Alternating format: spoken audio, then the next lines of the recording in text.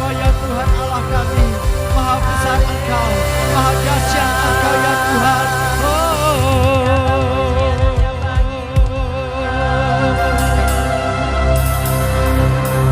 Terima kasih Tuhan, terima kasih. Biarlah hari ini, jam ini sepenuhnya menjadi bagian-Mu Tuhan. Dan kami rindu untuk mendengarkan apa yang Kau mau atas kami. Dan berilah kami Tuhan hati seorang hamba, pendengaran seorang murid yang akan terus Tuhan memandang kepadamu, sehingga kami boleh menjadi anak-anak kesayangan-Mu.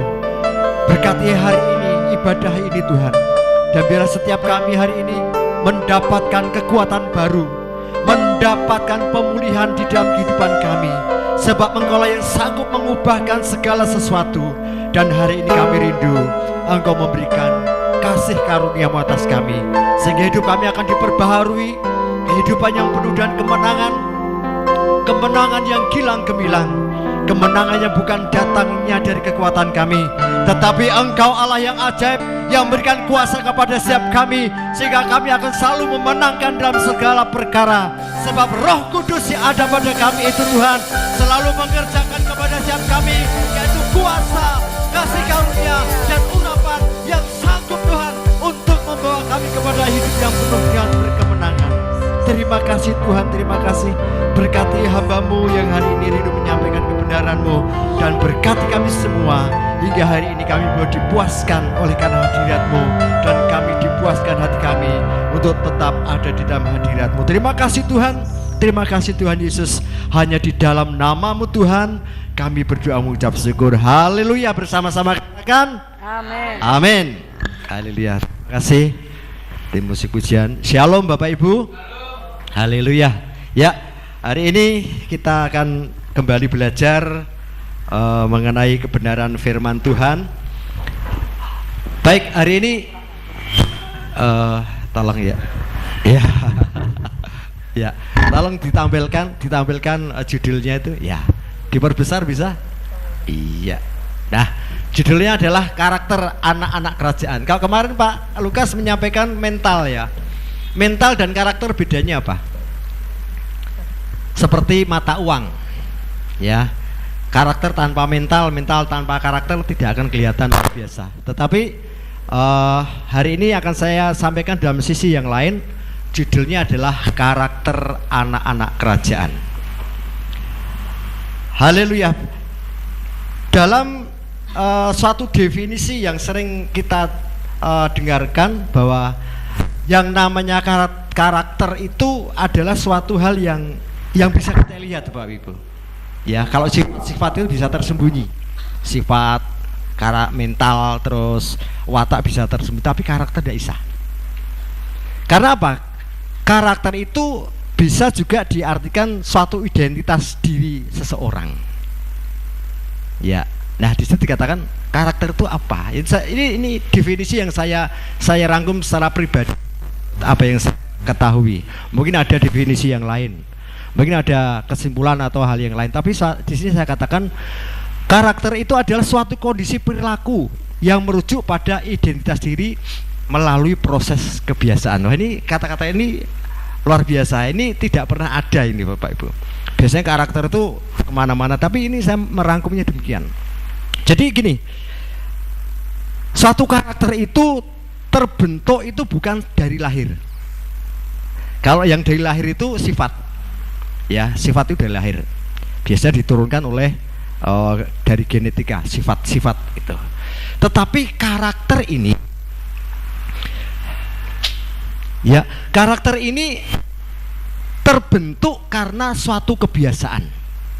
Jadi boleh saya katakan seseorang mempunyai karakter itu karena di dalam kehidupannya ada suatu proses yang membentuk seseorang itu sehingga kita mengenal siapa dia. Suatu kondisi perilaku yang merujuk pada identitas diri melalui proses kebiasaan. Ya, sebagai contohnya begini Bapak Ibu. Saya waktu sekolah dari SD, SMP, SMA itu ya, itu saya dibentuk menjadi seseorang yang namanya pelajar ya. Mediumnya dikurangi ya, medium dikurangi ya. Namanya pelajar. Karena apa? Anak sekolah gawean apa? Belajar. Nah, orang yang rajin itu sifatnya rajin dan sebagainya, pemalas sifatnya sebagainya. Tetapi ketika kita ini sudah lulus dari SMA, ini lebih detail lagi, lalu kita masuk kepada akademi militer. Nah, mungkin pada waktu di SMA itu mungkin saya ini kurang jantan gitu ya, kurang perkasa gitu ya. Tetapi ketika masuk di militer itu dididik sedemikian rupa, Bapak Ibu. Jadi sekarang Bapak Ibu sekarang ini mengenal benar yang namanya militer pasti begitu. Pertama, tegas, keras, berwibawa, apalagi tertib, teratur, ya, kuat, Spartan dan sebagainya. Jadi di dalam proses pembentukan diri itu ada suatu nilai-nilai, ada suatu kebiasaan-kebiasaan yang ditanamkan, sehingga ketika orang-orang yang dikatakan militer itu di tempat dimanapun juga dia tetap dikenal sebagai seorang militer, bukan lagi pelajar. Mungkin waktu di zaman sekolah mungkin karakteristiknya masih bermacam, ada yang gemulai, ada yang cimen, ada yang macam. Tapi ketika menjadi seorang militer itu satu perkataan, semua orang mengatakan satu: tegas, berwibawa, keras, Spartan, tangguh dan sebagainya. Lah, itu karakter namanya Bapak Ibu. Nah, terus ya. Lanjut. Nah, kita ini orang-orang yang dalam naungan kerajaan surga. Ini cuma gambar ya. Saya ingin membawa kita kepada suatu kesepakatan. Oke, gambar ini kita sepakati gambaran dari kerajaan surga. Amin. Ya, itu ada malaikat-malaikat ya. Pak Parno belum ada di situ tuh. Ya, malaikat-malaikat. Dan di atas sana itu ada tahta yang dipenuhi dengan sinar gilang gemilang. Di sini juga ada yang gilang gemilang, Bapak Ibu. Ya, maksudnya yang di sana gitu. Ya. Sini juga ada. Ya. Nah, saya ingin bertanya kepada Bapak Ibu, ketika kita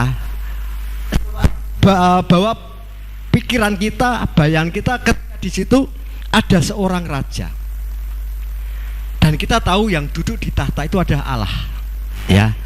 Dan kita mengerti bahwa Allah itu bagaimana?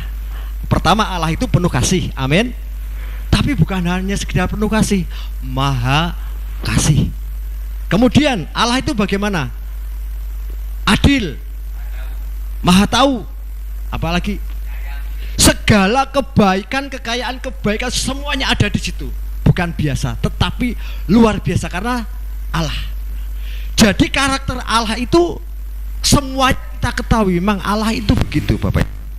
Nah, terus kepribadian Allah yang sedemikian luar biasa itu, itulah yang menjadi dasar atau menjadi karakter identitas Allah. Bahkan semua makhluk, baik orang yang beragama, tidak beragama, mengenal Tuhan, tidak mengenal Tuhan, mengetahui bahwa Allah itu maha kuasa, Allah itu maha perkasa, Allah itu maha esa, Allah itu maha luar biasa dan sebagainya. Amin. Itulah karakter Allah yang menyangkut dalam kepribadian Allah yang luar biasa. Terus ya. Nah, ini gambaran Bapak Ibu. Gambar ini saya mencari itu ya spesifik ya. Ini judulnya kalau saya cari di Google itu domba gembalaan umat Israel. Jadi ini spesifik. Ini tidak ada di lain selain di tempat lain. Ini gambaran domba-domba Israel yang ada di Israel. Nah, kenapa domba? Kenapa domba? Bapak Ibu tahu domba, karakter domba ini bagaimana Bapak Ibu? Penurut, apalagi bodoh. Ya, bodoh bukan berarti tidak tahu apa-apa, tapi dia itu polos, lugu, tidak tahu yang namanya tipu daya, tidak tahu yang namanya akal-akalan, digowo piye kemanapun ikut sama gembalanya. Makanya orang Kristen disebut domba-domba yang baik. Lalu mengikuti apa kata gembalanya, dibawa ke padang rumput kering, mau. Kadang ada gembala yang tidak baik, dibawa ke padang rumput kering tapi dikei kacamata hijau. Ya tahunya rumput segar. Banyak yang membawa isolasi gitu. Biar kita hijau semua, kasih kacamata hijau gitu loh. Ya, artinya domba ini adalah gambaran makhluk yang penurut, makhluk yang tulus. Bapak Ibu bisa bayangkan kalau orang Kristen ini diibaratkan bukan domba tapi kancil. Gimana? Kancil-kancil yang kudus, kancil-kancil Allah. Warnane ger ngapusi wong we. Kancil itu terkenal apa itu? Ya, akal-akalannya ya, akal-akalannya itu luar biasa.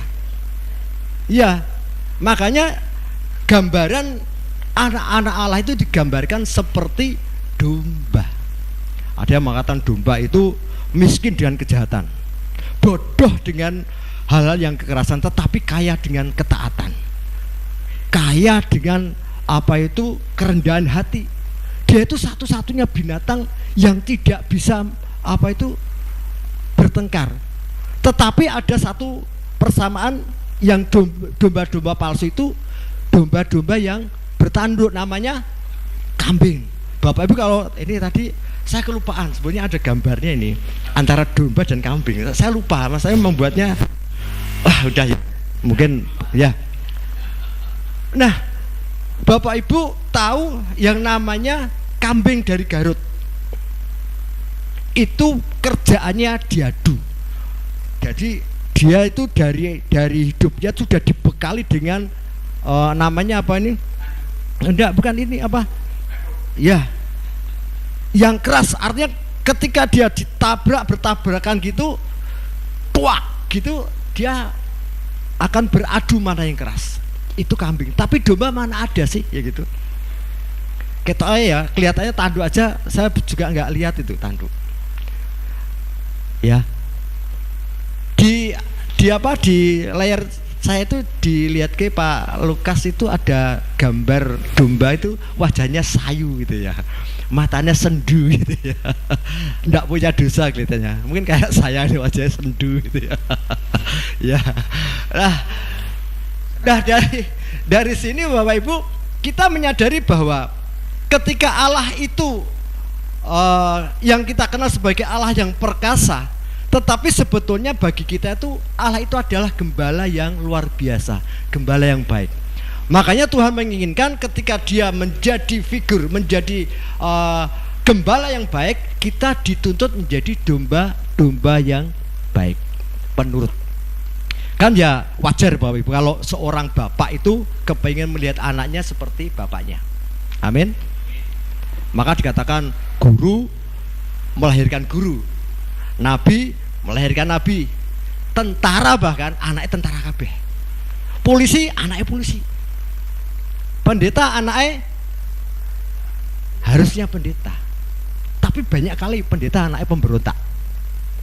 Ya banyak. Tetapi harusnya begitu. Nah saya pun kepengen anak-anak saya itu mewarisi dari karakter saya.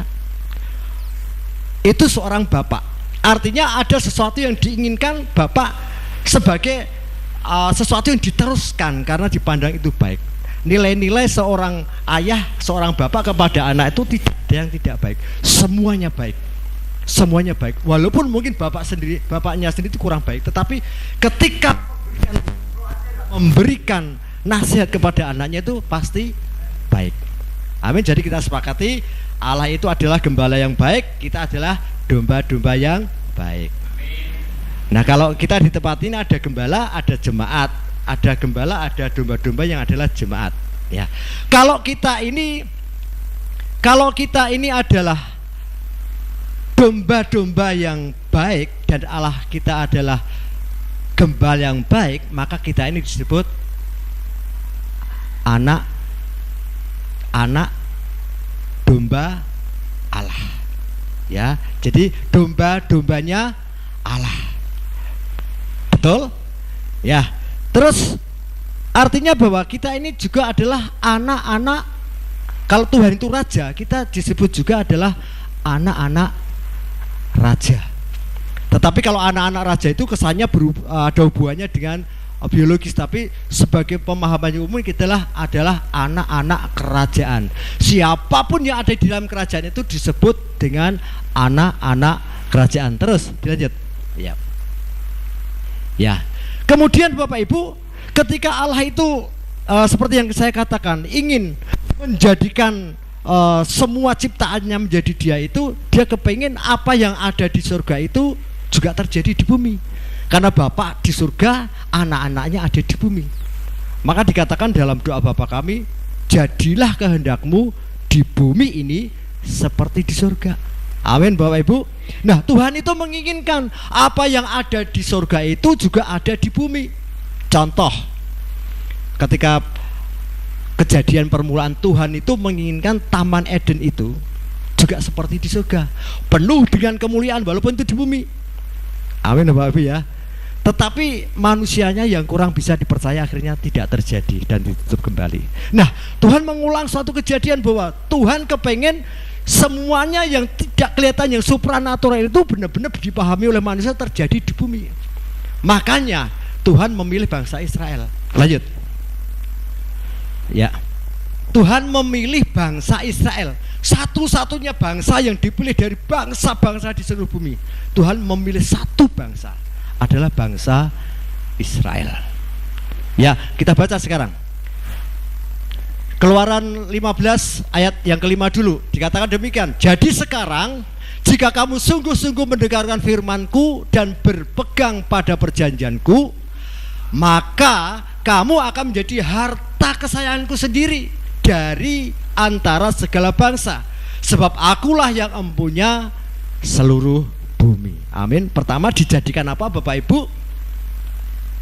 Menjadikan harta kesayangan. Jadi begini maksudnya, Tuhan itu kepengen yang ada di bumi ini nanti akan kembali ke surga bersama-sama dengan kemuliaan Bapa. Nah, bangsa Israel ini dipilih Tuhan untuk menjadi, sebetulnya untuk menjadi percontohan di antara bangsa-bangsa. Kenapa bangsa Israel demikian? Nah Bapak Ibu, kalau saya melihat bahwa Tuhan itu mengkhususkan bangsa ini sebagai percontohan. Kehidupan yang di surga itu diturunkan di bumi. Makanya Bapak Ibu, bangsa Israel itu mempunyai peradaban surgawi. Amin. Cara hidupnya tidak seperti dengan bangsa-bangsa yang lain. Cara berpakaian, cara berkata-kata, perilakunya, apa yang dia makan, apa yang dia lakukan berbeda dengan bangsa-bangsa yang lain. Karena terus yang keenam dikatakan, nah ini kepotong ini, tapi tidak apa. Kamu akan menjadi bagiku kerajaan imam dan bangsa yang kudus. Gini aja. Nah, jadi Tuhan itu kepengen suasana surgawi itu terjadi di bumi. Nah, ketika nanti saatnya kembali, yang di bumi ini akan kembali menjadi seperti yang di surga bersama-sama dengan kemuliaan Bapa. Makanya di sini dikatakan Tuhan itu memilih bangsa Israel dijadikan suatu bangsa yang kudus. Yang kudus adanya di mana Bapak Ibu? Yang kudus itu kan di surga. Semua bangsa-bangsa tidak bisa menjalani hidup kudus seperti bangsa Israel. Amin. Dah bayangkan gini dulu. Di dunia ini ada suatu kerajaan besar. Namanya kerajaan Inggris itu namanya apa Pak? Kerajaan Inggris itu aja ya. Nah, kerajaan Inggris, the kingdom apa? United Kingdom apa ya? Kerajaan Inggris itu dipimpin oleh seorang raja, ratu. Nah, di situ itu gambaran suatu kerajaan yang besar sebetulnya. Bagaimana dia menghadap sang raja diatur. Bagaimana dia berpakaian yang sopan menghadap sang raja diatur. Bahkan bagaimana dia ada di dalam satu perjalanan makan dengan raja diatur. Perkataannya penuh dengan tata krama sopan santun. Perilakunya penuh dengan istilahnya adat dan etika. Ada suatu peraturan yang khusus bagi bangsa itu, yang menjadikan bangsa itu bermartabat dan istilahnya mempunyai tingkatan sosial yang tinggi. Begitu pula dengan bangsa Israel. Bangsa Israel itu dibedakan dari antara segala bangsa. Ya, bagaimana dia hidup, maka diturunkanlah suatu apa itu tata kehidupan, istilahnya tatanan kehidupan yang ada di dalam Taurat, diatur semua hidupnya. Tuhan menginginkan aturan itu bisa dilakukan itu seperti surga. Kalau dalam bahasa lain, kudus rak kudus karepmu. Kamu mau melakukan seperti yang lain karepmu, tapi bangsa Israel termasuk perkawinan juga diatur. Tetapi manusia ya manusia Bapak Ibu. Tapi yang penting kerinduan Tuhan itu yang di surga ini terjadi di bumi. Ketika yang di bumi ini seperti di surga, ketika kembali di sana ada suatu bagian yang dipertemukan kembali. Amin. Jadi sebetulnya kalau pasal kehidupan, tata krama, etika dan sosial, kita itu belajar dari Taurat itu luar biasa. Luar biasa. Jadi saya ingin sampaikan bahwa sebetulnya karakter yang ilahi, yang Allah, yang supranatural, yang surga itu kepengen terjadi di tempat ini. Seperti kehidupan seorang gembala itu akan diturunkan kepada domba-dombanya. Seorang raja kepengen semuanya itu tertata, rakyatnya tertata seperti yang diinginkan oleh raja itu. Begitu pula dengan Allah kita. Tuhan kepengen walaupun di dunia ini umatnya menjadi umat yang kudus. Maka di sini ditekankan sekali bahwa aku akan menjadikan, ya, kamu akan menjadi bagiku kerajaan imam dan bangsa yang kudus. Kerajaan imam itu adanya di mana Bapak Ibu? Di kitab Wahyu dikatakan orang tua itu menyembah muji. Imam itu apa toh itu? Imam itu kan orang yang ada di hadapan Tuhan, yang boleh mempersembahkan ibadah, mempersembahkan kurban, menyembah Tuhan yang luar biasa.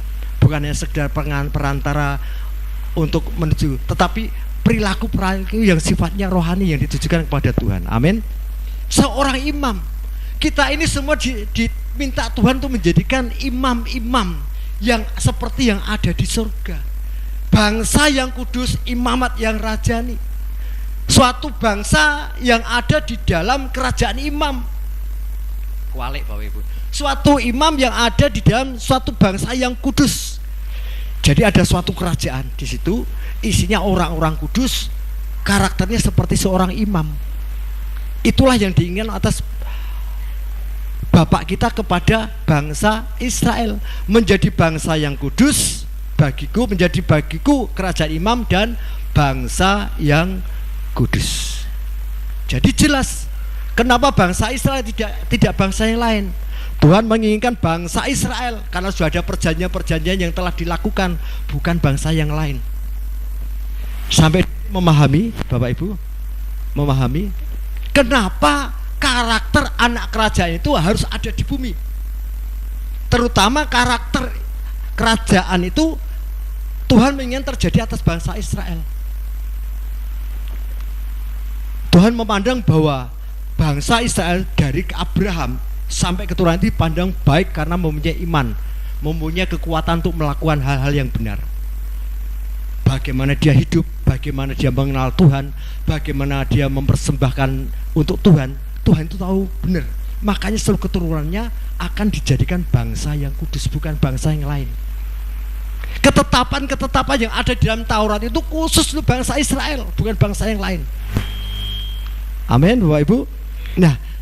Nah di sini kenapa kita harus melihat semuanya itu menjadi suatu hal yang harus kita perhitungkan dan pertimbangkan untuk kita lakukan. Terus dilanjut lagi. Nah, dikatakan inilah ya, tetapi kamulah bangsa yang terpilih, imamat yang rajani ya, imamat yang rajani. Jadi Bapak Ibu, bukan sebetulnya sekarang bukan lagi hanya bangsa Israel, tetapi kita ini yang terpilih ya, tetapi kita ini yang terpilih menjadi bangsa yang kudus, imamat yang rajani. Makanya pertama itu yang diingat Tuhan adalah semua anak-anak Tuhan itu adalah orang-orang yang disebut dengan bangsa yang kudus, umat yang kudus milik kepunyaan Allah sendiri. Siapa itu? Kita. Tetapi kadangkala kita itu tidak mempertimbangkan, mengabaikan namanya kekudusan. Enggak Pak, kekudusan itu hanya sekedar dari sini dipindahkan di tempat ini ya. Jadi ada orang yang menerjemahkan namanya kekudusan itu adalah suatu apa ya, keterpisahan dari tempat ini dipindahkan ke tempat ini yang lebih baik. Itu. Bangsa yang kudus bukan hanya orang yang kudusan bagi Allah di antara segala bangsa, tetapi juga mempunyai tabiat-tabiat yang kudus seperti yang di surga. Amin Bapak Ibu.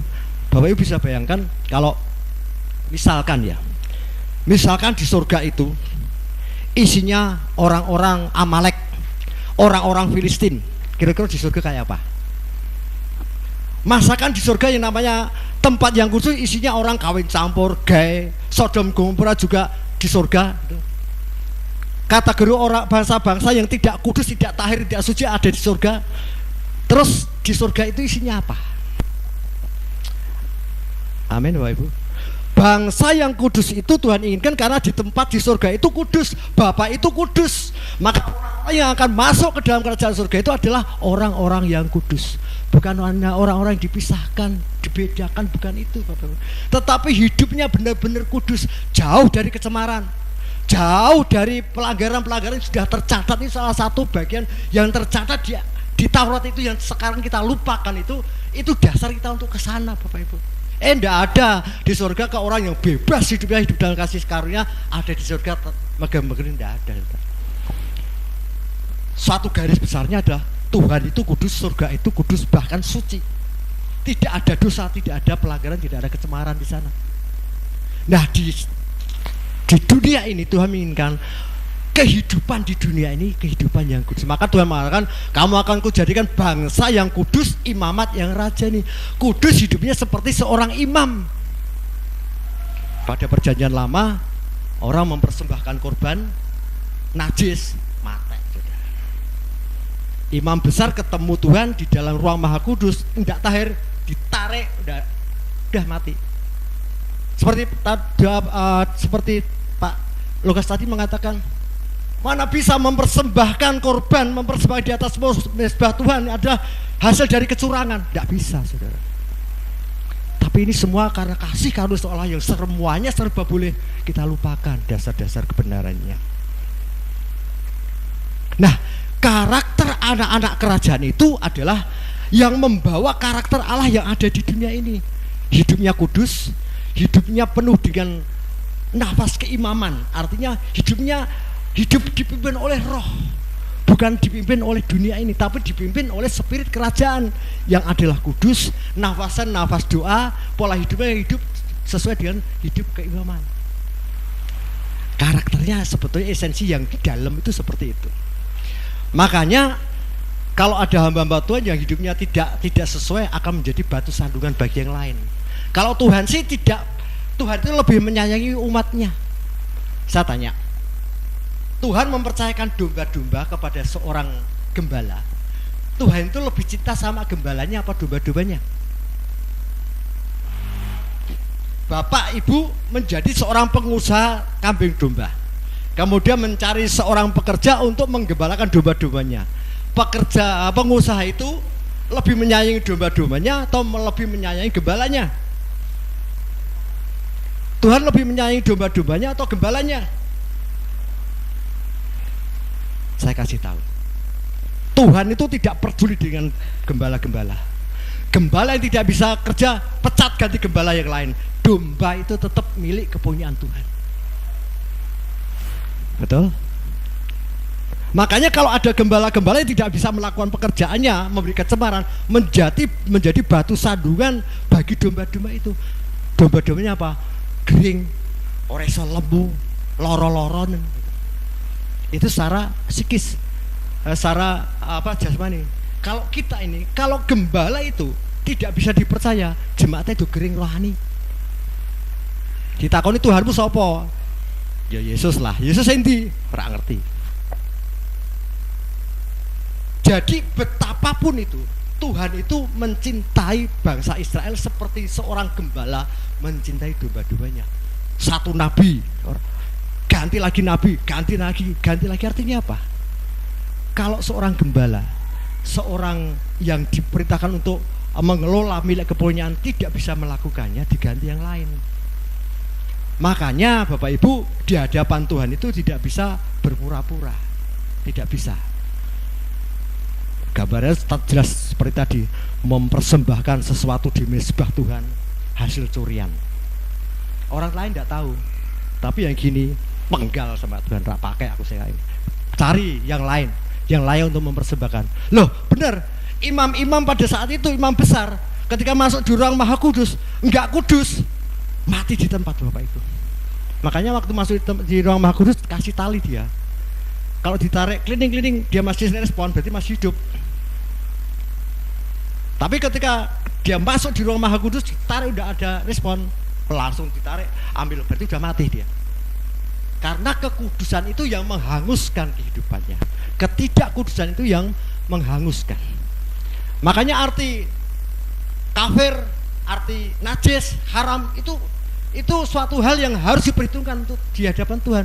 Tuhan hanya ingin satu, yang datang kepada dia itu adalah bangsa yang kudus, imamat yang rajani, bukan bangsa kafir, bukan bangsa yang najis, bukan bangsa yang haram. Amin. Ini esensi dari kerohanian kita. Makanya sulit sebetulnya jadi orang Kristen. Sebetulnya sulit kalau benar-benar jadi orang Kristen. Karena apa? Kehidupan kita, Tuhan mengatakan kalau kehidupan keagamaanmu tidak melampaui mereka nggak layak. Padahal yang dimaksud itu apa? Ahli-ahli Taurat, ahli-ahli agama. Orang yang beragama itu, wah kelihatan luar biasa. Jubahnya sebenarnya ada. Imam itu bagaimana jubahnya kayak gitu, tampilannya berwibawa gitu. Tapi dari sisi lain tidak memenuhi kerajaan surga apa? Kekudusan. Amin Bapak Ibu. Nah saya tadi gambarannya adalah ketika Allah itu bertahta di tempat yang kudus dan Allah itu adalah kudus, maka Tuhan menginginkan anak-anaknya yang hidup di dunia ini juga seperti Bapaknya kudus. Nanti dipahami sendirilah makna kudus itu apa. Kalau yang terakhir sekarang kekudusan itu adalah soal dibedakan gitu aja, tapi bukan sekedar itu, mengandung makna yang dalam kelayakan kehadiran kita di hadapan hadirat Tuhan. Saya tidak bisa juga ketika saya mengalami sesuatu dan saya merasa saya nggak bisa nyembah Bapak Ibu. Betul. Kehidupan orang itu tidak bisa selalu begitu, tapi kita menyadari ketika kita bisa membawa hati yang layak untuk Tuhan, kita layak untuk ada di hadapan tahta kudus Allah, ya kita menyembah. Kalau tidak bisa pemulihan dulu, pengampunan dosa dulu. Karena apa? Allah itu kudus. Kalau tidak dengan demikian kita seenaknya di hadapan Tuhan akan dibinasakan. Juga firman Tuhan mengatakan, tidak takwa kamu bahwa engkau ini adalah bait Roh Kudus. Dan ayat yang terakhir, barang siapa membinasakan bait Roh Kudus, dia akan binasakan Allah. Artinya apa? Ketika kita juga ini sebagai bait Roh Kudus dan kita ada di dalam hadirat Tuhan, tidak kudus dan tidak layak, dibuat juga semakin tidak layak. Amin Bapak Ibu. Nah ini hal yang sebetulnya luar biasa sekali. Luar biasa sekali. Jadi dikatakan tetapi kitalah, kamulah, kitalah bangsa yang terpilih. Bangsa yang terpilih itu menurut versi sekarang ini bangsa yang kudus. Dibedakan, dipisahkan dari yang lainnya. Itu kudus. Seperti contohnya misalnya ini gitar ini, kan gitar ini semua di pabrik ada. Tapi ketika gitar ini hanya diperuntukkan untuk keperluan altar, barang ini menjadi kudus. Orang hanya memandang ini. Tapi orang tidak pernah mengetahui di pabrik itu bahannya dari apa, dipakai oleh siapa sebelumnya, yang menjual siapa tidak pernah. Nah kekudusan sekarang ini hanya itu dari pabrik kapok, terus untuk pelayan di sini sekarang ini menjadi kita dikuduskan, dipisahkan dari yang lain, diprioritaskan, diutamakan hanya untuk pelayan. Tetapi sebetulnya lebih dalam daripada itu. Bangsa Israel itu kalau membuat alat-alat musik, kayunya kayu terpilih, kayu yang tidak sembarangan. Semuanya terpilih yang tidak sembarangan. Kalau orang lain bisa mempersembahkan acak-acakan gitu di hadapan Tuhan tidak boleh. Itu versi rohani dalam perjanjian lama. Tetapi sebetulnya apakah itu tidak berlaku sampai sekarang? Masih berlaku. Esensinya masih berlaku, tapi wujudnya bisa berbeda. Contoh waktu kita mempersembahkan di hadapan Tuhan, kalau dua kambing domba lembu. Lah yang sekarang kita tidak punya lembu kambing domba, buat apa? Ya hati kita ini sebagai persembahan. Esensi persembahan masih ada. Memberikan terbaik pada Tuhan ada, tapi sekarang ini saya nggak punya lembu, punyanya hati, ketulusan, ya itu yang persembahkan. Amin. Taurat itu tidak hilang Bapak Ibu. Coba saya kata dia. Hukum yang terutama pertama apa? Terutama yang utama pertama apa? Kasihilah Tuhan Allahmu. Nah, yang kedua kasihlah sesamamu. Terus hukum dari semua sekarang ini ada hukum yang diajarkan Yesus adalah kasih. Meliputi kedua-duanya dirangkum jadi satu kasih yang ada mengasihi sekaligus mengasihi manusia juga sekaligus mengasihi Allah kita. Artinya ada suatu kesatuan yang tidak bisa dipisahkan seperti mata uang yang tadi. Uang itu 500.000 yang koin aja 200 enggak ada. Yang gambar geladik itu berapa? 2,5 rupiah.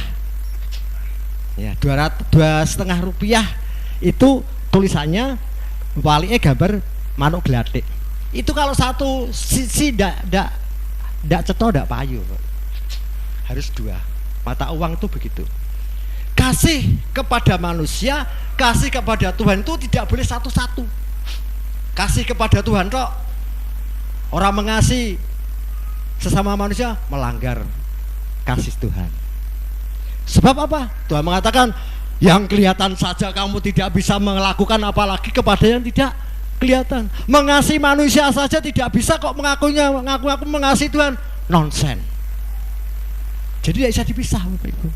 Karena apa? Tuhan menginginkan yang di surga terjadi di bumi. Terjadi di bumi ini seperti di surga. Itu hukum yang tidak bisa, karena itu perkataan Tuhan sendiri yang Tuhan inginkan. Nah, yang luar biasanya sekarang ini kita menjadi sesuatu yang menjadi keinginan Tuhan. Bangsa yang terpilih dikatakan, tetapi kamulah bangsa yang terpilih, imamat yang rajani, bangsa yang kudus, umat kepunyaan Allah sendiri. Amin. Berikan saudara-saudara bagi Allah kita. Amin. Rada ekstrim. Cuman harus begitu, pemahaman gitu. Karena Alkitab itu tidak perjanjian baru kok.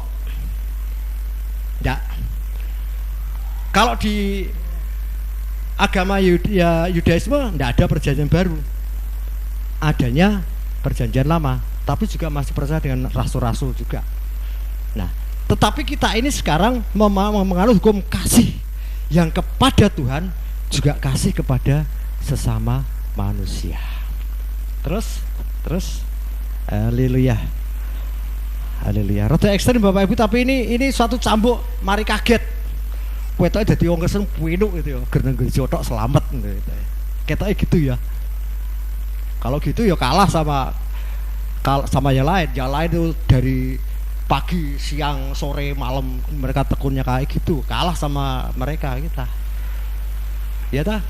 Kurang menjadi imamnya kayak apa mereka melakukan, tapi mereka tidak tahu esensi di dalamnya yang dasarnya semuanya adalah kasih yang dari Tuhan Yesus. Nah, aplikasinya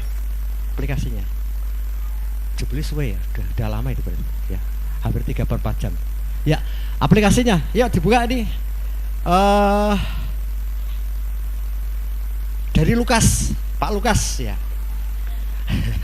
Lukas 10 ayat 36 ya, saya bacakan aja. Siapakah di antara ketiga orang ini menurut pendapatmu adalah sesama manusia dari orang yang jatuh ke tangan penyamun itu? Tahu cerita ini? Ya, di sebelumnya. Karena ini tidak muat panjang. Tampilkan Alkitab ya, Ya, Alkitab. Karena panjang. Ya. Aplikasi. Jadi bagaimana kita ini harus menjadi anak-anak Tuhan yang mewarisi daripada karakter anak-anak kerajaan. Ya. Terus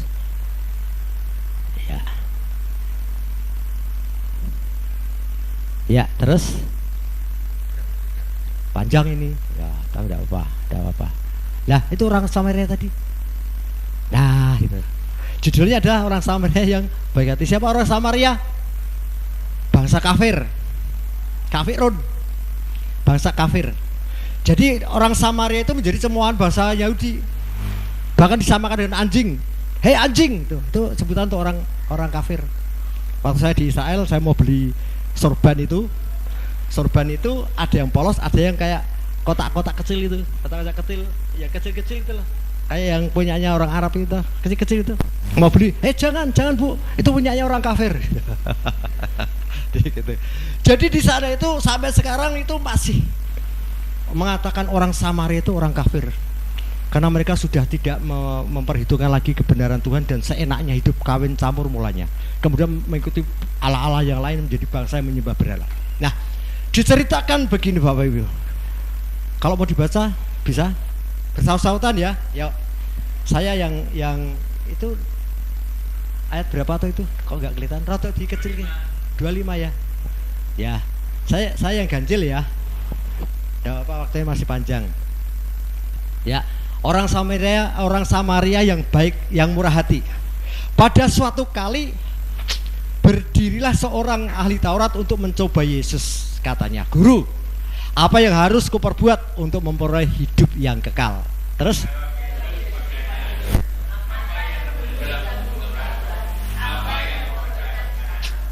jawab orang itu, "Kasihilah Tuhan Allahmu dengan segenap hatimu dan dengan segenap jiwamu dan dengan segenap kekuatanmu dan dengan segenap akal budimu, dan kasihlah sesamamu manusia seperti dirimu sendiri." Moga.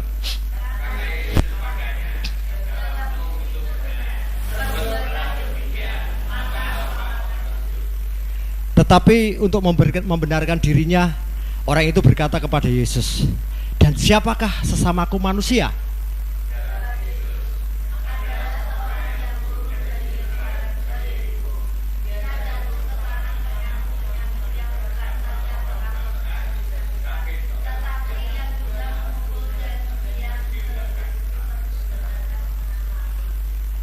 Kok panjang banget ya? Tidak apa-apa. Kebetulan ada seorang imam turun melalui jalan itu. Dia melihat orang itu, tetapi dia melewati dari seberang jalan. Oke, terus.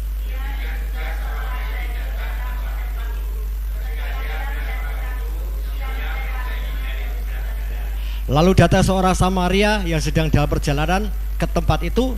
Dari ketika ia melihat orang itu, tergeraklah hatinya oleh belas kasihan.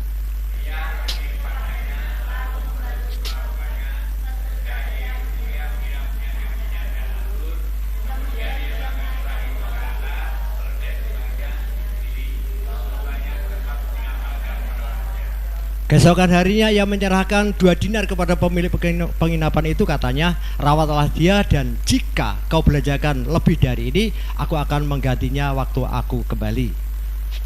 Kemudian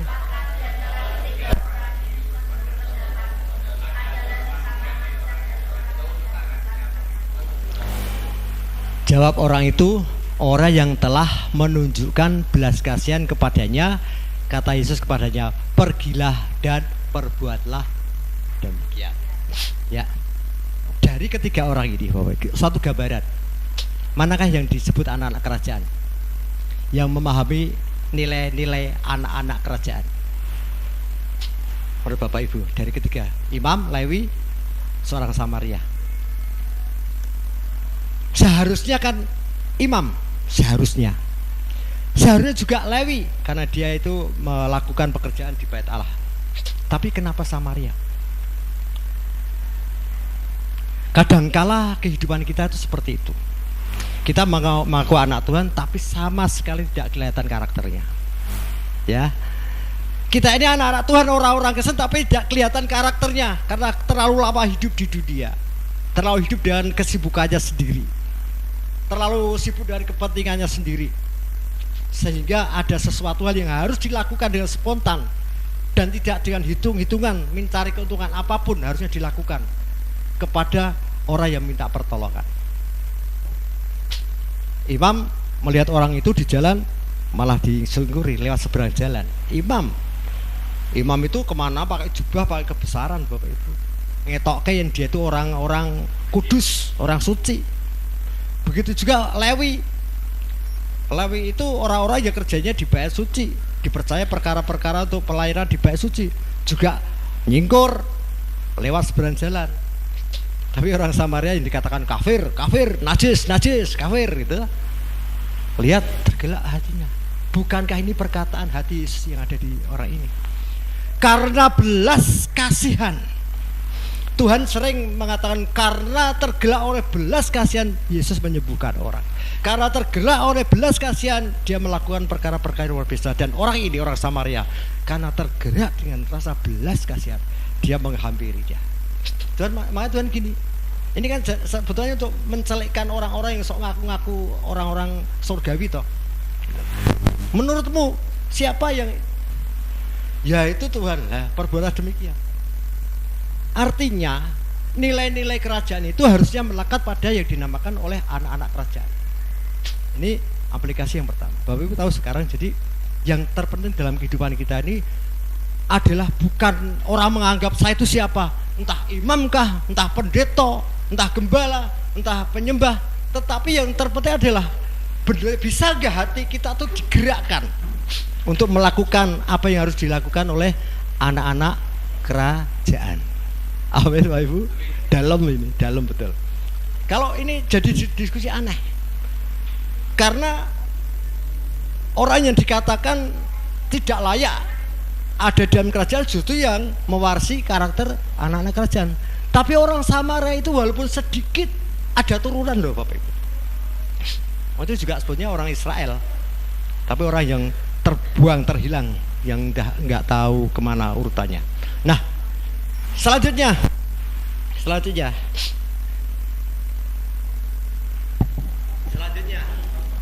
Matius 25 ayat 40. Ya.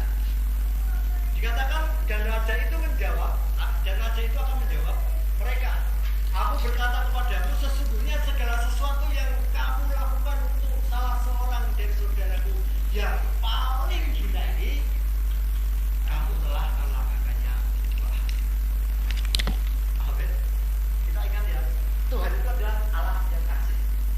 Kasih bukan sekedar kasih, tapi maha kasih. Maka yang untuk sama orang itu bisa nggak melakukan kasih?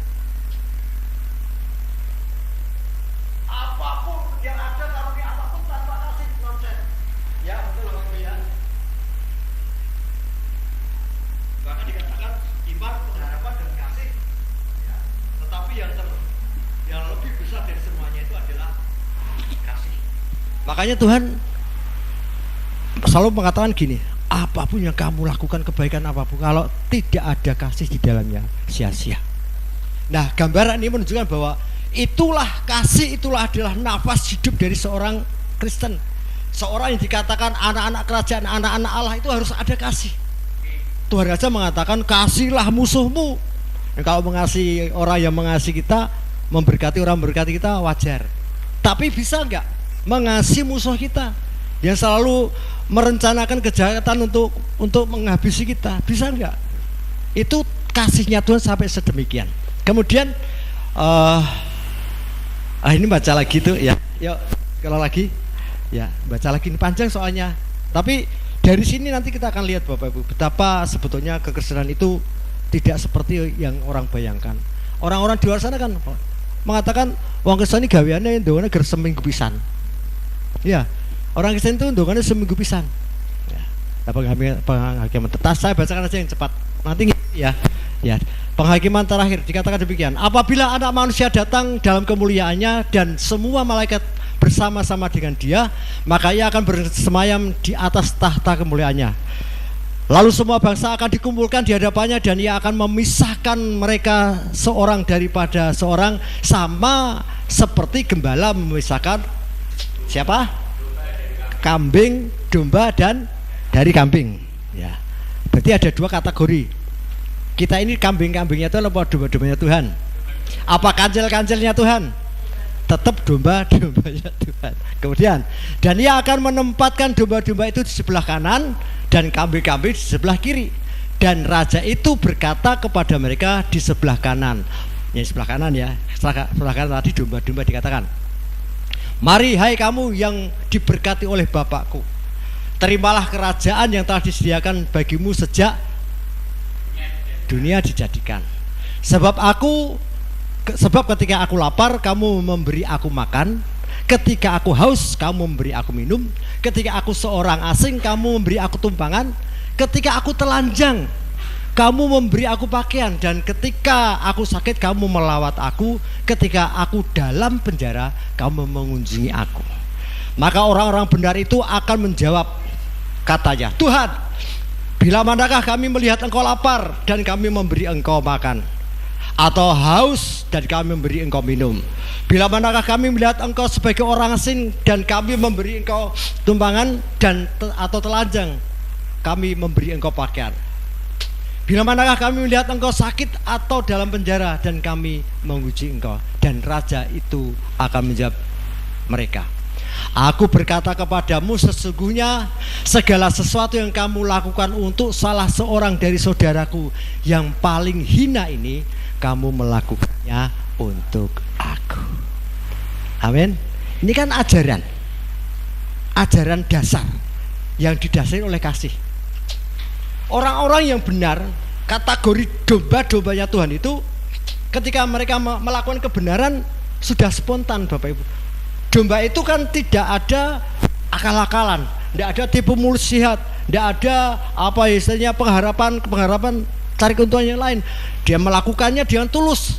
Makanya dikatakan domba-domba, melakukannya dengan segenap hati, karena sudah keteraturannya demikian. Nah, kita ini domba-dombanya Tuhan yang ada di dunia, yang mewarisi dari karakter Allah yang penuh kasih. Ketika kita dihadapkan dengan suatu peristiwa seperti seorang penyamun tadi, kita akan menolongnya. Itulah karakter anak-anak kerajaan, karakter domba-dombanya Allah. Nah, di sini lebih jelas lagi dikatakan, Tuhan, kapan aku melakukan semuanya ini kepadamu? Tidak pernah katamu. Tapi Tuhan mengatakan, kamu telah melakukannya sebetulnya. Ketika kamu melawat orang sakit, ketika kamu memberi pakaian, menolong orang begini, semuanya itu kamu lakukan kepada orang yang keanggap hina, yang tidak mampu. Itu kamu sudah melakukannya kepadaku. Dan gitu. Artinya memang kasih itu pertama itu dasarnya adalah sebelum kita bisa mengatakan, Tuhan aku mengasihimu, kasihku dahsyat kepadamu Tuhan, pertama yang harus dilakukan, kasihlah sesama manusia.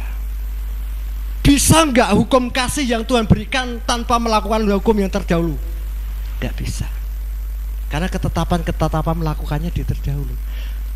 Ketika kita bisa mengatakan mengasihi Tuhan dengan segenap hati, tetapi tidak bisa mengasihi sesamamu manusia, maka Tuhan mengatakan nonsen. Bukti kasih kita kepada Allah itu menunjukkannya kasih kepada orang yang paling hina.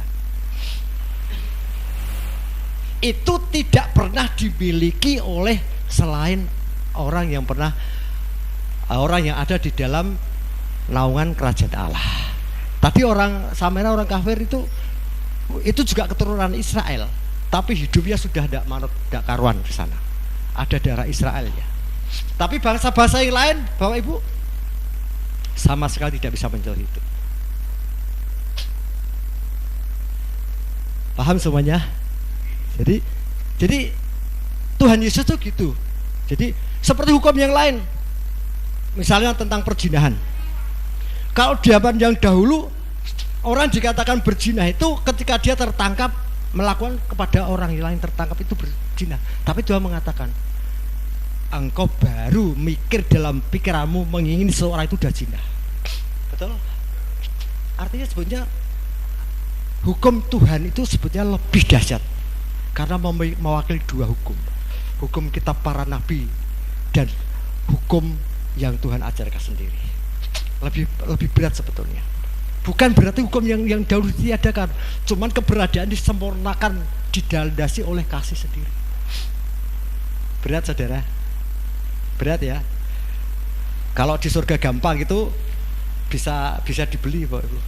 Orang bisa kan berpura-pura hidupnya luar biasa, beli kayak si siapa? Tadi pagi itu siapa yang membeli karunia itu? Simon, ya, membeli karunia. Taunya kalau sudah ke sana itu bisa layak. Enggak. Itu membeli kerajaan surga. Daisa. Jadi artinya gini.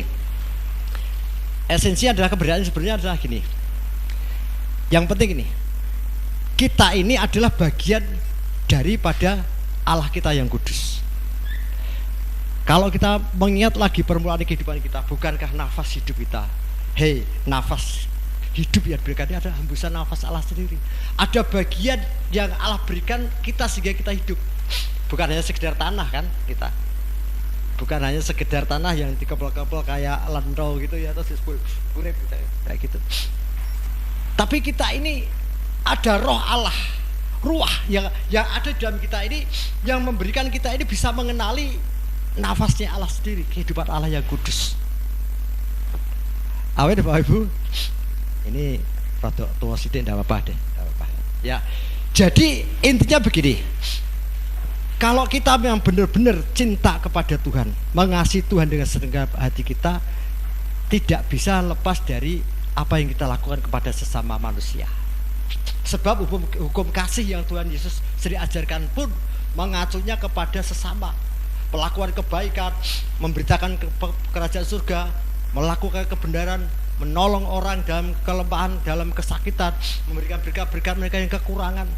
Seperti dikatakan tadi, semuanya itu kamu telah melakukan kepada saudaraku yang hina, paling hina, ini kamu melakukannya kepada aku. Artinya wujud dari kasih Allah itu wujud kita melakukan kepada sesama. Dan karakter Allah itu sebetulnya itu. Selain orang-orang yang mempunyai tidak punya karakter anak-anak kerajaan tidak bisa melakukan. Orang dunia nggak bisa melakukan Bapak Ibu. Amin. Orang dunia itu kalau melakukan kebaikan ada maunya. Betul? Pasti ada maunya. Aku tak mancing sih mancing sekian. Ya. Wah aku dikenal baik toh. Lah ambil dia. Ambillah dia. Itu orang dunia. Orang dunia itu isinya cuma gambling. Mencari keuntungan karena hidupnya itu harus apa? Menghasilkan dari dunia ini. Baik, itu Bapak Ibu semuanya paham? Amin. Jadi karakter yang saya maksudkan adalah sebetulnya bukan sekedar watak, bukan sekedar sifat, tetapi kebiasaan-kebiasaan kita yang sudah terkelola sesuai dengan aturan kerajaan Allah. Kalau saya dikatakan seorang militer itu kemana-mana itu sudah pasti begitu. Dikongkon ora dikongkon, ya jadi tentara kuwi karo kerja bakti seneng. Ya. Dikongkon ora dikongkon, polisi itu kalau melihat seorang penjahat pasti dikejar. Ora usah ndadak untung rugi deh. Memang karakternya begitu. Amin Bapak Ibu. Nah kita ini domba-dombanya Tuhan, anak-anak Tuhan, anak kerajaan. Ana wong menderita kekurangan. Ora usah dadak nganggo kupluk sik, wah. Nggo mahkota, nggo jubah, nggo jas, baru menawa ketok wong, ndak usah gitu. Hati yang harus digerakkan oleh belas kasihan itu harus tertanam. Tuhan katakan bahwa ya paling hina orang nggak pernah melihat kok.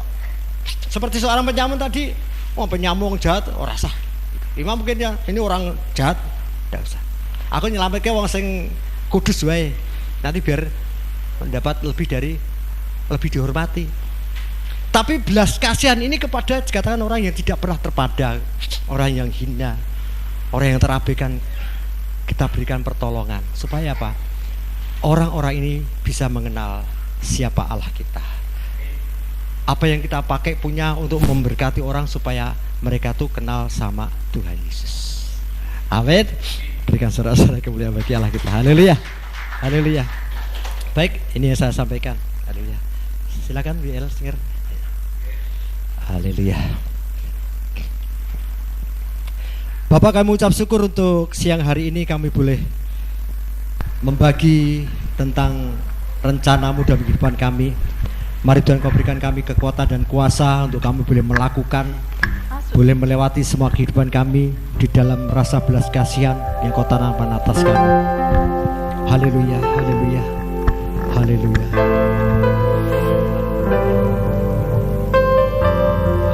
Sebab hanya Engkau Tuhan di dalam kehidupan kami, dan kami berkomitmen hanya Engkau selama-lamanya.